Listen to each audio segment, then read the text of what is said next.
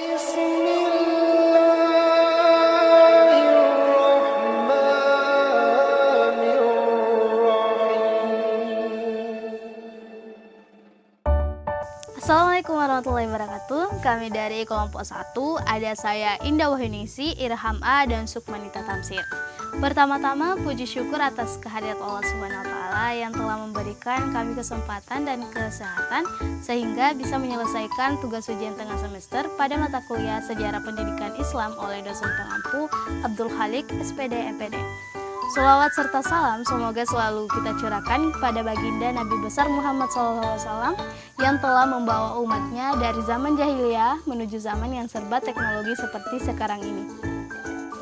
Nah, kali ini kami akan membahas salah satu tokoh pendidikan Islam yang cukup terkenal, yaitu Muhammad Abduh. Namun, bagi kita yang masih awam pasti bertanya-tanya, Muhammad Abduh itu siapa sih? Nilai-nilai pendidikan yang dia bawa apa? Dan masih banyak pertanyaan. Oleh karena itu, tetap stay tune ya buat dengerin pembahasan kami. Jangan sampai ketinggalan informasinya. Muhammad Abduh. Muhammad Abduh lahir di Mesir pada 1849 Masehi, 226 Hijriah, yaitu pada masa pemerintahan Ali Pasha. Ia dibesarkan di Mahalat Nasar. Muhammad Abduh adalah putra dari Abduh Hasan Khairullah yang berasal dari Turki dan telah lama menetap di Mesir. Ibunya bernama Junaina, berasal dari suku Arab. Menurut riwayat, silsilahnya sampai kepada Umar bin Khattab. Muhammad Abduh adalah seorang pemikir teolog, mufti, dan pembaru Islam di Mesir pada akhir abad ke-19 dan awal abad ke-20. Abduh mengawali pendidikannya dengan berguru pada ayahnya di rumah. Pelajaran pertama yang ia peroleh adalah membaca, menulis, dan menghafal Al-Quran. Ia mampu menghafal Al-Quran dalam jangka waktu yang sangat singkat, yaitu hanya 2 tahun. Ia telah menyempurnakan hafalannya pada usia 12 tahun, dan kemudian pada usia 14 tahun, ia dikirim ayahnya ke Tanta untuk belajar di Masjid Al-Ahmadi. Di tempat ini, ia belajar bahasa Arab dan fikih, serta menjaga hafalannya. Namun, setelah belajar selama 2 tahun, ia merasa bosan dan kecewa karena metode pengajaran yang diterapkan di sekolah tersebut hanya hafalan tanpa mementingkan pemahaman, sehingga ia memilih untuk kembali ke Mahalat Nasar. Abduh menikah pada tahun 1866 Masehi, 1282 Hijriah. 40 hari setelah menikah, ia diminta oleh ayahnya untuk kembali ke Tanta. Nah, suatu ketika dalam perjalanannya ke Tanta, ia mengubah haluan menuju ke Kanisa untuk menemui pamannya, Syekh Darwis Khadar.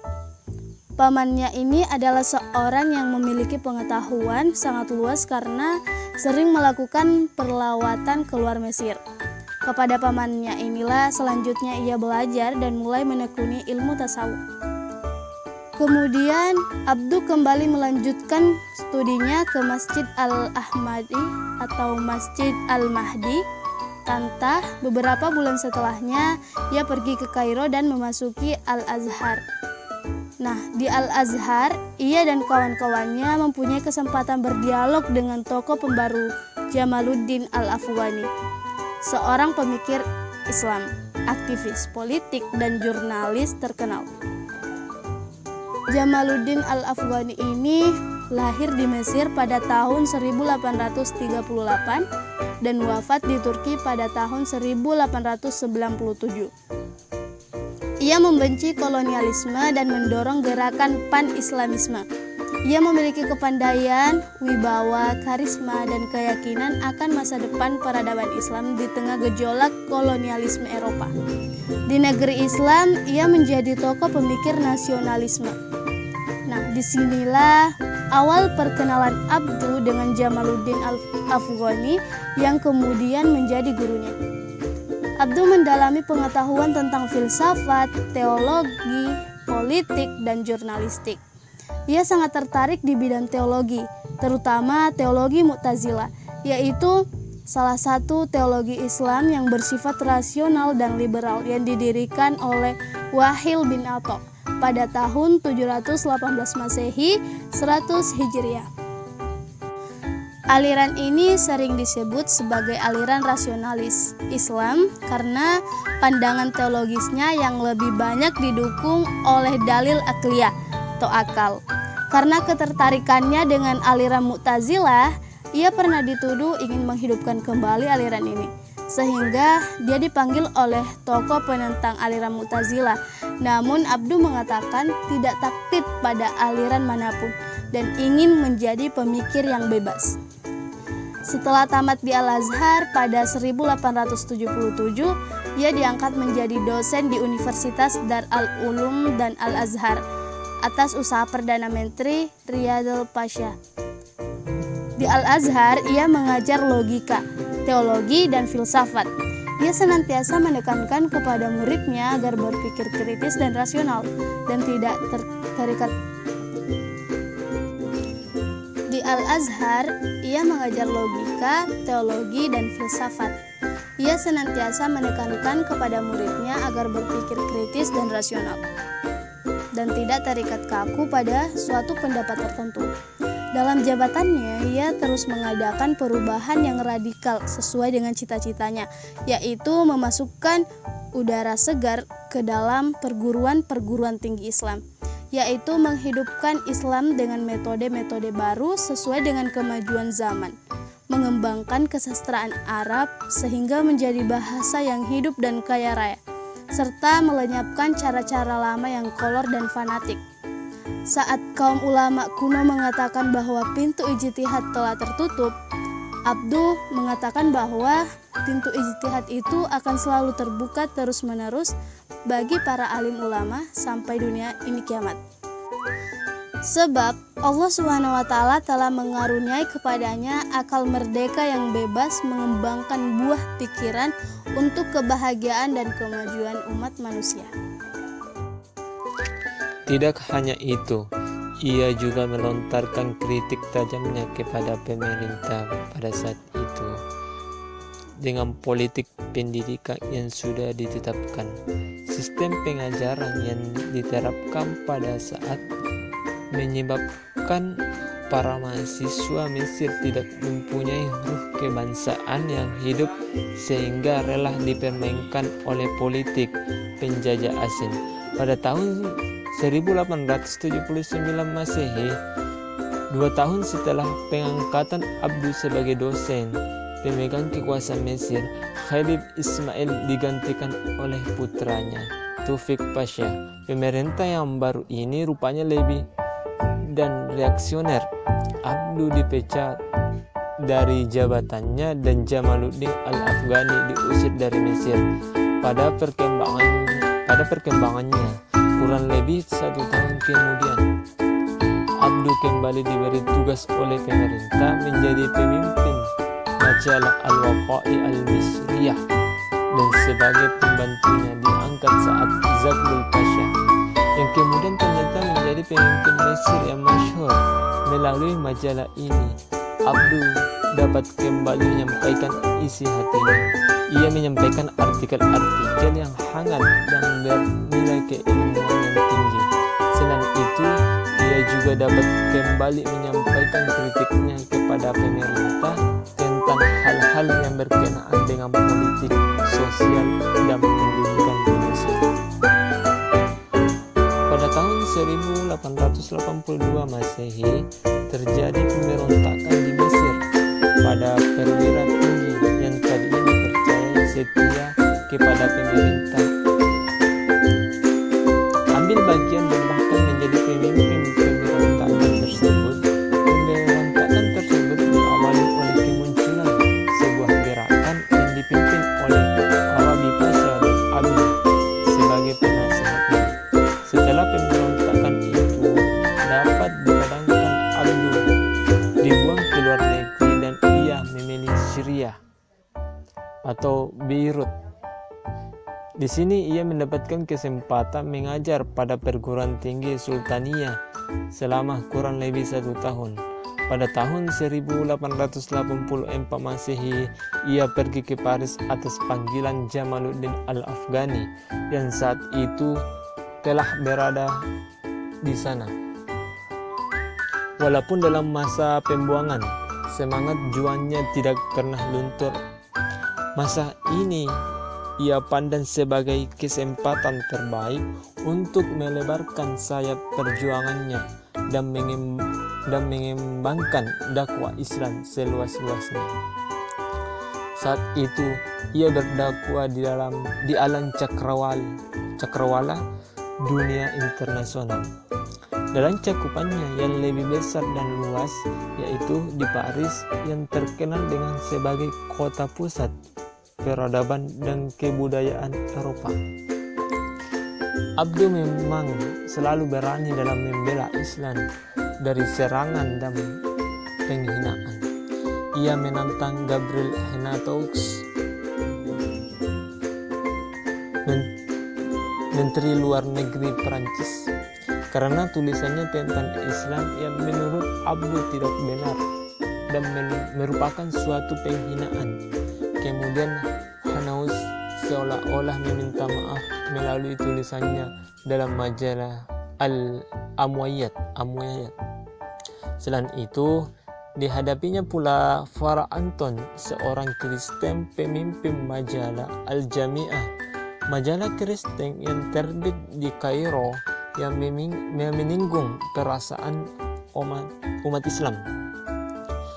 Di Paris, bersama Jamaluddin Al-Afghani, ia menyusun suatu gerakan yang disebut Al-Urwa Al-Wuthqa, gerakan kesadaran umat Islam sedunia.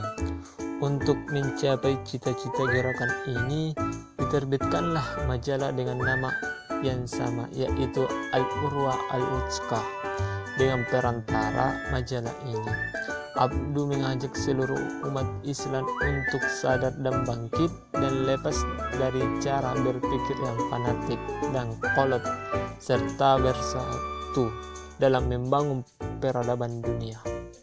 Dalam waktu yang singkat, majalah ini rupanya telah sangat berpengaruh bagi umat Islam serta mampu membuat kaum imperialis gempar dan cemas.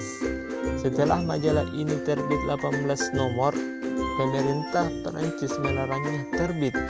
Demikian pula dengan pemerintah Inggris yang melarang masuknya majalah itu ke India dan Mesir.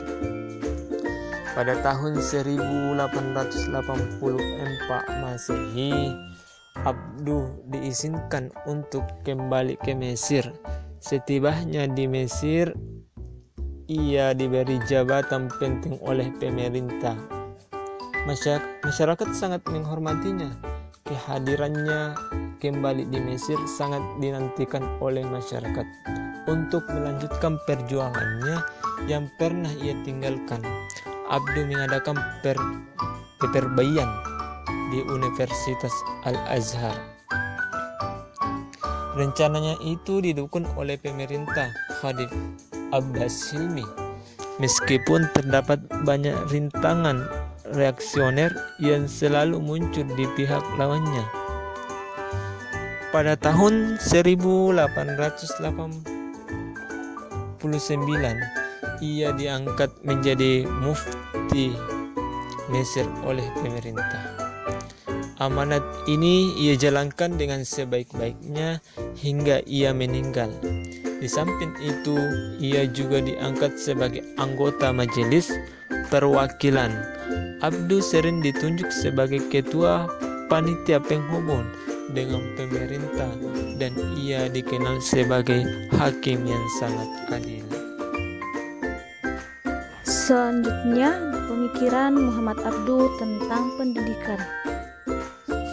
Sistem pendidikan yang ada pada saat itu melatar belakangi pendidikan Muhammad Abdu. Ada 4. Yang pertama, tujuan pendidikan. Menurut Abdu, tujuan pendidikan adalah mendidik akal dan jiwa dan menyampaikannya pada batas-batas kemungkinan seseorang mencapai kebahagiaan dunia dan akhirat.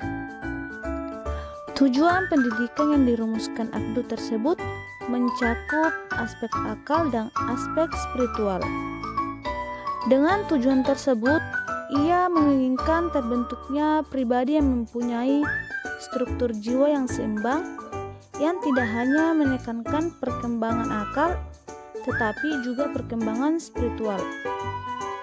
Abdu berkeyakinan apabila aspek akal dan aspek spiritual dididik dengan cara dicerdaskan dengan agama, umat Islam akan dapat bersaing dengan ilmu pengetahuan baru dan dapat mengimbangi mereka dalam kebudayaan. Yang kedua, kurikulum sekolah. Kurikulum sekolah yang dirumuskan Muhammad Abdu adalah sebagai berikut. Yang pertama, untuk tingkat sekolah dasar, membaca, menulis, berhitung, dan pelajaran agama dengan materi akidah, fikih, akhlak, dan sejarah Islam. Yang kedua, untuk tingkat menengah, muntik dan dasar penelaran, akidah yang dibuktikan dengan akal dan dalil-dalil yang pasti, fikih dan akhlak, dan sejarah Islam.